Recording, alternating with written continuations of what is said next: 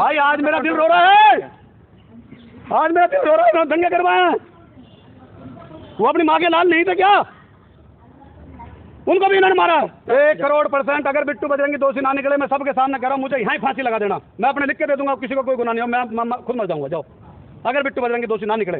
10 साल से बीजेपी का कार्य करता हूँ मैं। बड़ा सवाल है, लेकिन सच्चाई दिखाओ मेरी कि इस देश में हिंदुओं को मारा जा रहा है, मुसलमानों को मारा जा रहा है, चंद लोगों की वजह से, चंद लोगों की वजह से। दिखाओ मैं किसके सपोर्टर हूँ। सच्चाई बताऊंगा, सच्चाई सच्चाई सच्चाई।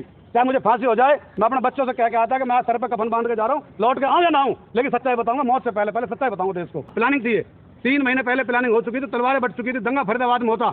लेकिन ये जो 6 लोग मरे हैं, जिनकी हत्या हुई है, जो इस देश के लिए शहीद हुए हैं, धर्म के लिए शहीद हुए, उसमें दोषी 100% अगर बिट्टू बजरंगी ना पाए तो मुझे आप सरेआम फांसी लगा देना।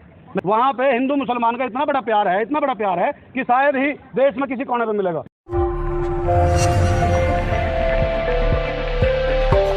देश की मीडिया जो बैठी होती है दिल्ली के अंदर, वो पूरी दुनिया को दिखाती है। दिल्ली के अंदर जो मीडिया होते हैं, जो हमारे फरीदाबाद के सोशल मीडिया होते हैं, वो कहीं 100 आदमी देखते हैं कि 200 आदमी देखते हैं। हम इसलिए दिल्ली आए हैं कि लोग बाग पूरी दुनिया देखे इसमें सच्चाई क्या थी। आप यही कहना चाहते कि प्रायोजित दंगा था, जो भी वहाँ पर मतलब दिक्कतें हुई, उसको कहीं ना कहीं आपने जो बजरंगी की बात की, उन्होंने इसको प्रायोजित किया था। हाँ, प्लानिंग थी। 3 महीने पहले प्लानिंग हो चुकी थी, तलवारें बट चुकी थी, दंगा फरीदाबाद में होता। मुझसे फेसबुक के जरिए से कि इसको, इस जिहादी को पेट्रोल डाल के आग लगा देंगे। हम डीसीपी कमिश्नर साहब और डीसीपी साहब के पास जब गए थे कंप्लेंट देने, तो इस दूसरे दिन इसके साथ ही कहता है कि हम इस जिहादी को, हमसे जिहादी बोलते हैं लोग, कि भाई जिहादी को हम पेट्रोल डाल के आग लगा देंगे। वो वीडियो, वो फोटो मेरे पास है।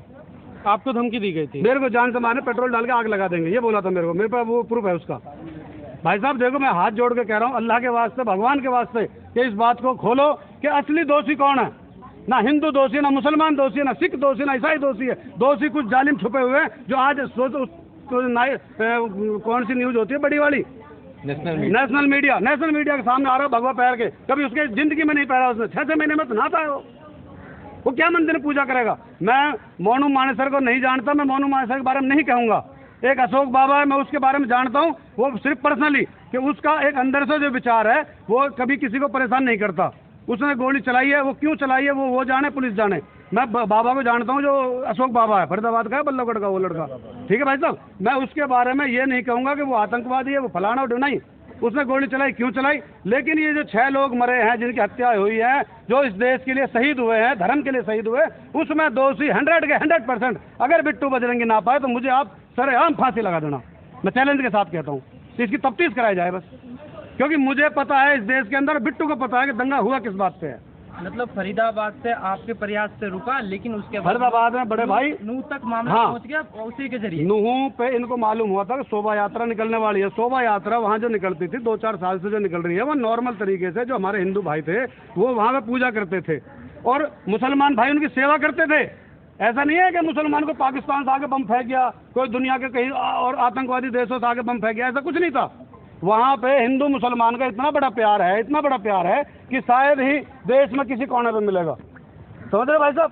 लेकिन वहाँ इन्होंने प्लानिंग बनाई थी कि फरीदाबाद में तो हमने कर दी प्लानिंग कैंसिल, 3-4 मुकदमे लगवा दिए इसके ऊपर। हमने क्यों लगवाए कि जगह जगह जहाँ हमने कोई इसकी कच्ची बातें पता लगती रही, हम वहाँ कंप्लेंट देते रहे। एक और बताऊँ मैं आपको, फरीदाबाद के अंदर सेक्टर 58 का थाना SHO साहब, मैं झूठ बोलूँगा, आप पूछ लेना उनसे, कि इसने एक दिन सेक्टर 56 में आसियाना नाम के फ्लैट है, आसियाना नाम के फ्लैट में एक सपोला नाम का लड़का जो गांजा और दारू बेचता है, जिसमें 21 मुकदमे लगे हुए हैं, बिट्टू का पार्टनर है वो। उस सपोला नाम के लड़के ने एक मुस्लिम टेम्पू चलाने वाले लड़के के हाथ और पैर तोड़ दिए और उसको दंगे का रूप दे दिया कि जल्दी आ जाओ। फेसबुक पे डाला इसने कि भाई हो जल्दी आ जाओ, मुसलमानों से हिंदुओं का झगड़ा हो गया, जबकि एक गांजा बेचने वाले का टेम्पू चलाने वाले झगड़ा हुआ। तो हम उसके उस बात को लेकर हम पहुंचे यहाँ पे अपने NIT तनेजा जी, जो तनेजा साहब है हमारे NIT के ACP साहब, हम ACP साहब के पास पहुंचे वहाँ कि साहब इस तरीके से अभी लाइव वीडियो डाली है इसने। तो 58 सेक्टर थाने इंचार्ज ने उसको बुलाकर उसकी वीडियो डिलीट कराई कि कोई दंगा नहीं होगा यहाँ पे। पूछ लेना, मैं झूठ बोल रहा हूँ तो इसकी। बजरंगी के आप कहना ये चाहते कि शुरू से उसका यही मनसा था, उसकी मेंटालिटी थी, हमेशा वो प्रयास रहता था, लाइव आता था, हिंदू मुस्लिम प्रयास करता था कि किसी तरीके से विवाद बढ़ता रहे। तमाम लाइव वीडियो भी उसने डाली थी। बड़े भाई देखो, उसकी अगर आप सारी वीडियो डिलीट मार दी उसने, अब उसे पता है कि मेरे सारे पॉइंट फंसने वाले हैं, तो अगर ये तो साइबर का काम है, साइबर उसकी दोबारा वीडियो निकाले और एक भी वीडियो में उसने अगर भाईचारे की बात करी हो ना, तो मुझे फांसी दे देना। उसमें हिंदू मुसलमान वहाँ के जो हमारे हिंदू भाई है ना फरीदाबाद के, वो बहुत समझदार है। इसके साथ कोई हिंदू मुसलमान फरीदाबाद का नहीं जुड़ा हुआ। इसके साथ वो जुड़े हैं जो गांजा बेचते हैं, जो दारूबाज हैं, समझ रहे हो, जो नशेड़ी टाइप के हैं, उन लोगों को उकसा के, क्योंकि ये मेहनत बहुत दिनों चल रही थी, एक दिन की मेहनत नहीं है ये। तो शोभा यात्रा को जहाँ 1500 आदमी जाते थे, वहाँ 20,000 आदमी पहुँच गए। ये बिट्टू बजरंगी खुद कहता है कि मैं सिस्टम से आ रहा हूँ। आपने उस जीजा वाला तो डायलॉग सुन लिया कि मैं तुम्हारा जीजा आ रहा है, ये नहीं सुना इसने क्या कहा था कि मैं सिस्टम से 150 गाड़ियों में आ रहा हूँ। सिस्टम क्या होता है भाई साहब, आप मुझे बताओ, मैं मीडिया के माध्यम से पूछना चाहता हूँ, सिस्टम क्या होता है? सिस्टम ये होता है कि मैं पूरे लैस होके आ रहा हूँ। अच्छा, एक सवाल बनता है, आप बिट्टू बजरंगी पर तमाम जो आरोप लगा रहे हैं जी, और आपने कहा कि हम पूरी सिस्टम से आ रहे हैं, हाँ, और बार बार वो प्रयासरत रहता था, क्या आपको लग रहा है कि उसके पीछे कोई ना कोई और लोग होंगे जो इतने बड़े चीजों को प्रायोजित कर रहे हैं? क्या कि देखो भाई साहब, बिट्टू बजरंगी ही है जो अकेले कर रहा है? देखो भाई साहब, वो पुलिस जांच करेगी कि इसके पीछे कौन कौन था, लेकिन मैं अपनी आंखों से जो देखा भड़काते हुए, उसकी न्यूज पे आते हुए बिट्टू की पे, मैं झूठ नहीं कहूँ क्योंकि वो निकाली जाएगी उसकी वीडियो। एक तो ये दिल्ली की एक लेडीज है जिसकी मोटी सी बिंदिया लगा के रखती है और बिहार की भाषा बोलती है वो लेडीज, और वो भगवा कपड़े पहन के रखती है, मोटा चश्मा पहनती है, मैं नाम नहीं पता उसको, सुदर्शन चैनल में, पता नहीं किस में, मैं नहीं जानता जी किस में है वो, लेकिन हाँ वो औरत, अरे मुल्लों को काटो ना, 3-4 महीने पहले की वीडियो, अरे काटो ना, अरे हिंदू भाई इकट्ठे हो ना। तो इनकी एक पर्सनल मंशा थी भाई साहब, मैं सच्चाई बताऊंगा, सच्चाई सच्चाई सच्चाई, चाहे मुझे फांसी हो जाए। मैं अपने बच्चों से कह के आया था, मैं अल्लाह की कसम खा रहा हूँ, मैं अपने बच्चों से कह के आया था कि मैं आज सर पे कफन बांध के जा रहा हूँ, लौट के आऊँ या ना आऊँ, लेकिन सच्चाई बताऊंगा, मौत से पहले सच्चाई बताऊंगा देश को कि सच बात क्या है। आप देश में इस समय राजधानी में खड़े दिल्ली पुलिस की बात कर ले, या फिर केंद्र में जो मुखिया बैठे हुए हमारे गृह राज्य मंत्री अमित शाह जी, उनसे एक मैसेज क्या देना चाहेंगे कि अभी आपने जिस लड़की के बारे में जिक्र किया वो हो, या फिर ऐसे तमाम जो देखो भाई साहब, हो, उनके ऊपर कैसी कार्रवाई होनी चाहिए? ऐसे लोग क्या देश का माहौल खराब कर रहे हैं? अब मैं आपको एक चीज और दिखाता हूँ कि मैं किसका वोटर हूँ और किसका सपोर्टर हूँ, वो दिखा सकता हूँ। बिल्कुल दिखा सकता हूँ भाई साहब, स्वतंत्र है लोग। आपको जल्दी तो नहीं है ना? बिल्कुल, ये देखिए, मैं खुद किसका सपोर्टर हूँ, मैं आपको वो चीज़ दिखा दूंगा। मैं हजारों की संख्याओं में लेके अपने भाइयों को, जो लोग आज की डेट में ये कहते हैं ना कि मुसलमान बीजेपी को वोट नहीं देता, मुसलमान तो आतंकवादी होता, ये कौन है?